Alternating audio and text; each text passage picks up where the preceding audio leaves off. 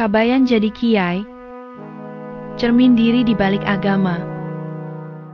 Di sebuah kampung di Bandung bernama Ciburui, hiduplah Kabayan. Ia dikenal karena akal sehatnya yang kadang nyeleneh, humornya yang khas, dan kecintaannya pada kesederhanaan.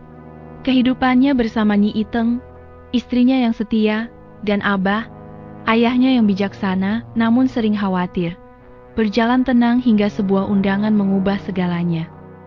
Sebuah instansi pemerintahan di kota mengundang Kabayan untuk memberikan ceramah di acara ulang tahun mereka. Kabar ini bagai petir di siang bolong bagi Abah. "Kabayan, bener kamu tehrek ceramah." Abah mah terasa kaget. "Takut kamu ngomong macam-macam," ngelantur dan tidak nyambung, ujar Abah dengan nada cemas sambil menyeruput kopi pahitnya di beranda rumah. Kabayan dengan senyum khasnya menjawab, Abah mah sok itu. Kabayan teh ingin mengamalkan agamaku cara Kabayan, bah. Agama itu buat kita atuh, bukan untuk membeda-bedakan, bukan, bah?" Nyi Iteng, yang sedang menata bunga di halaman, menimpali, "Muhun, Abah, biar saja atuh Kabayan ngembangkeun bakatna. Siapa tahu jadi cara dakwah nu lebih keterima ku masyarakat." Abah hanya bisa menghela napas panjang. Ia tahu betul, Kabayan memang sulit ditebak. Namun, ia juga percaya, di balik tingkahnya yang jenaka, Kabayan memiliki hati yang tulus dan niat yang baik. Undangan ini ternyata memicu perdebatan di kampung. Beberapa tokoh agama merasa Kabayan tidak pantas memberikan ceramah. Mereka meragukan kapasitasnya dan khawatir ia akan menyampaikan ajaran yang sesat. Desas-desus mulai beredar, menciptakan suasana yang tegang. Suatu sore, saat Kabayan melewati warung kopi Meng Ujang, beberapa orang terlihat bergerombol sambil melirik sinis ke arahnya. Itu si Kabayan, mau jadi ustadz dadakan, celetuk seorang bapak sambil terkekeh. Halah, palingan ceramahnya isinya banyol doang. Agama mah jangan dibuat main-main, timpal yang lain dengan nada merendahkan. Kabayan berhenti sejenak, memasang wajah berpikir, oh, jadi kiunya. Kalau agama dibuat serius teuing mah, suka stres. Mending dibawa santai, tapi tetap eling. Jawab Kabayan sambil tersenyum lebar. Lagian, daripada ngopi sambil ngomongin batur, mending ngopi sambil mikirin gimana caranya biar bisa naik haji. Sontak, semua yang ada di warung kopi terdiam. Beberapa orang malah tertawa mendengar jawaban Kabayan yang menohok namun tetap menghibur. Kabayan pun melanjutkan perjalanannya, meninggalkan warung kopi dengan suasana yang lebih cair. Di tengah tekanan ini, Kabayan tetap tenang. Ia mempersiapkan ceramahnya dengan seksama, dibantu oleh Nyi Iteng yang selalu memberikan dukungan moral.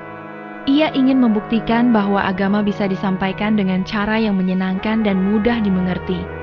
Kadang dia membuat konsep ketika sambil memberi makan ayam, dihayal ayam sebagai jamaahnya, dan kadang sambil sedang memberi makan ikan, dihayal ikan sebagai jemaah yang mendengarkan, sambil tersenyum dan manggut sendiri.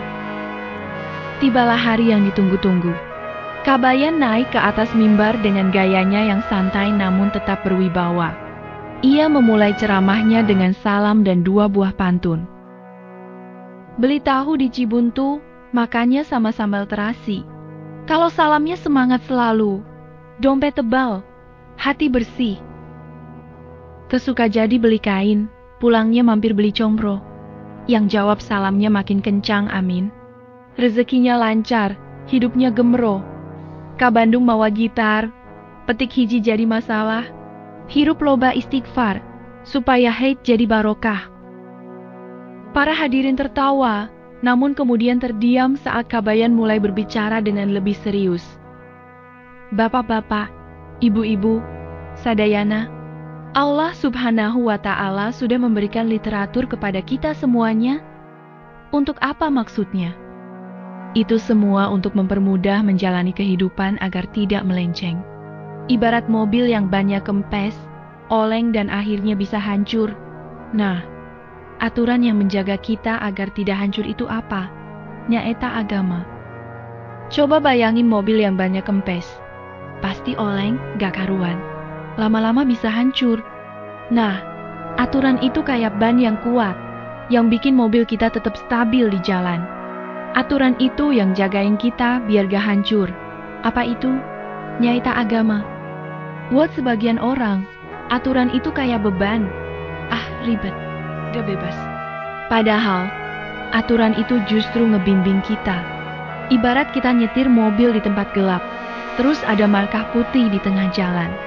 Markah itu yang nunjukin jalan, biar kita nggak nyasar, nggak nabrak. Atau kayak rambu lalu lintas, dibikin biar kita tertib, biar aman. Coba deh bayangin kalau nggak ada lampu merah. Wah, ngeri. Nini nyebrang bisa ketabrak. Karunyanya, aki-aki naik sepeda mau nyebrang, ketabrak juga. Bisa-bisa tiap hari, tiap detik ada aja yang celaka. Ripuh mon tanpa aturan. Begitu juga sama agama. Hidup kita bakal ripuh kalau gak ada aturan. Tapi nih, yang bikin bingung, kunaon masih banyak jalmi nu silih salahkan. Silih bencian, malah mah ripuh ku agama eta, ngarasa tertekan. Kenapa masih banyak orang yang saling menyalahkan, saling membenci, malah merasa tertekan sama agama? Kabayan berhenti sejenak, menatap para hadirin dengan tatapan yang dalam. Sigana mah, masih banyak yang memakai agama teh seperti spion, lain sapertos cermin. Ningali keluar terus, nyalah keun batur terus, nyempat batur terus. Rumput tetangga lebih hijau daripada rumput di rumah. Begitu biasanya kita semua, termasuk saya hadirin, hehe. Tapi hilap kak diri sorangan, yang tiap hari melakukan dosa yang tidak terasa atau meledos tidak terasa dosa. Ia memberikan contoh-contoh sederhana tentang bagaimana agama seharusnya menjadi cermin diri, bukan alat untuk menghakimi orang lain. Kabayan menjelaskan bahwa agama adalah jalan untuk mempermudah ibadah, jalan untuk mengingat Allah, dan jalan untuk menyadari bahwa kita sebagai makhluk selalu membutuhkannya. Namun, di tengah ceramah, seorang tokoh agama yang sejak awal tidak setuju dengan Kabayan tiba-tiba berdiri dan menyela. Kabayan, kamu tidak pantas berbicara tentang agama. Kamu hanya orang bodoh yang tidak mengerti apa-apa. Suasana menjadi tegang. Para hadirin terkejut dan saling berbisik. Kurang ajar, bisik seorang hadirin. Berani sekali dia. Timpal yang lain. Kabayan tetap tenang, namun matanya memancarkan kesedihan. Ia tahu, ada orang yang tidak bisa menerima caranya menyampaikan agama. Dengan suara yang tenang namun tegas, Kabayan menjawab, "Bapak, saya memang bukan ahli agama. Abdi mah manusia biasa yang mau ngamalkan agamaku caranya sederhana. Kalau ada yang salah, silakan dibetulkan. Tapi, jangan dengan cara seperti ini, menghinakan di depan pemirsa semua." Sambil tersenyum Kabayan memberikan waktunya. Tokoh agama itu terdiam sejenak, lalu berkata dengan nada sinis, "Kamu pikir dengan banyol dan guyonan, orang akan mengerti agama? Agama itu serius, bukan bahan lawakan." Betul, agama itu serius. Tapi bukan berarti harus tegang dan menakutkan. Jawab Kabayan dengan tenang.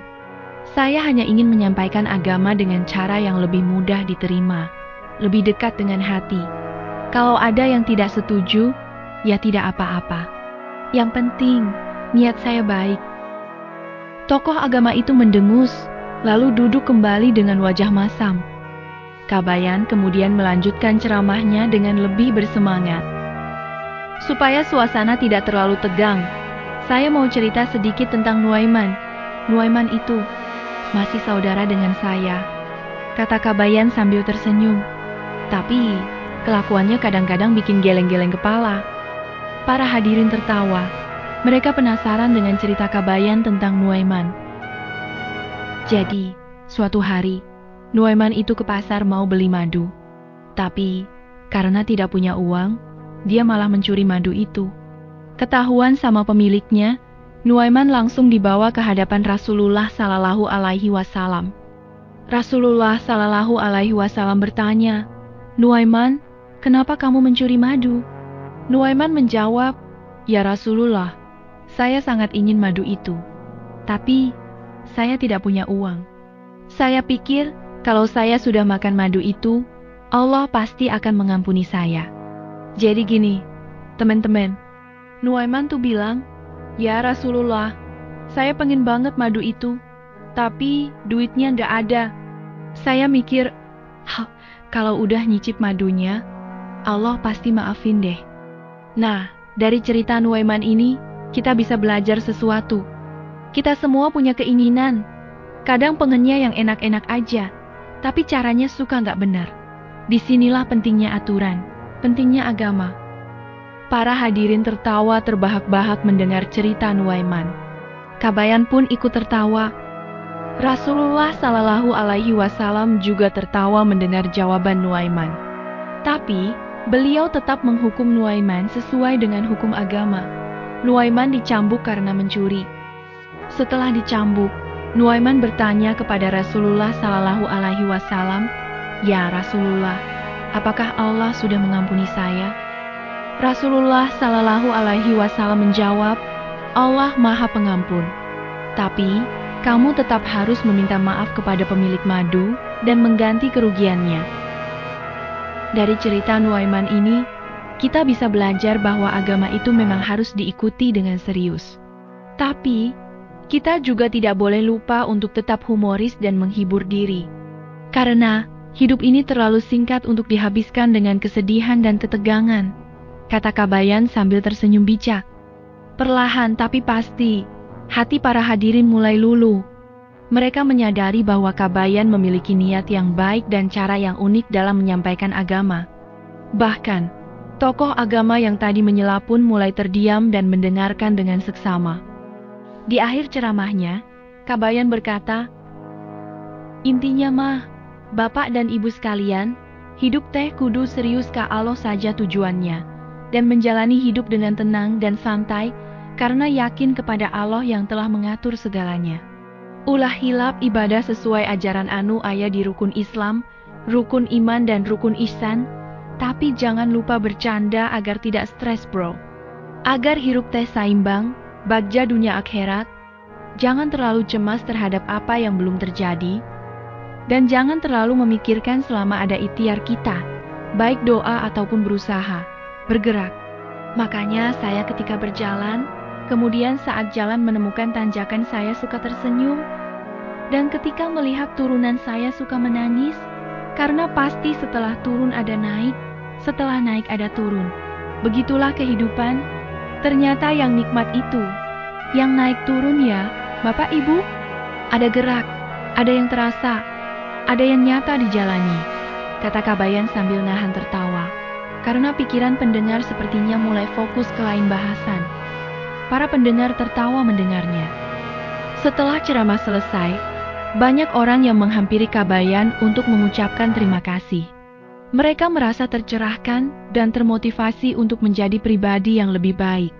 Abah pun menghampiri Kabayan dengan mata berkaca-kaca. "Kabayan, Abah bangga pisan ka Anjen. Ternyata kamu bisa memberikan ceramah yang hepisan," kata Abah sambil memeluk Kabayan erat. Kabayan tersenyum. Ia tahu, dengan cara yang sederhana dan lucu, ia telah berhasil menyampaikan pesan yang penting. Agama adalah cermin diri, bukan spion. Dan yang lebih penting, ia telah membuktikan bahwa setiap orang memiliki cara masing-masing untuk mendekatkan diri kepada Tuhan. Pesan moral. Cerita ini mengajarkan kita untuk tidak mudah menghakimi orang lain, dan untuk selalu melihat agama sebagai sumber inspirasi dan kebahagiaan. Selain itu, cerita ini juga mengajarkan kita untuk tetap menjadi diri sendiri, dan untuk tidak takut menyampaikan kebenaran dengan cara yang unik dan kreatif. Semoga cerita ini memberikan inspirasi dan pelajaran hidup yang mendalam. Semoga harimu menyenangkan. Ingat, hidup ini penuh warna. Jangan biarkan rasa iri merusak kebahagiaanmu.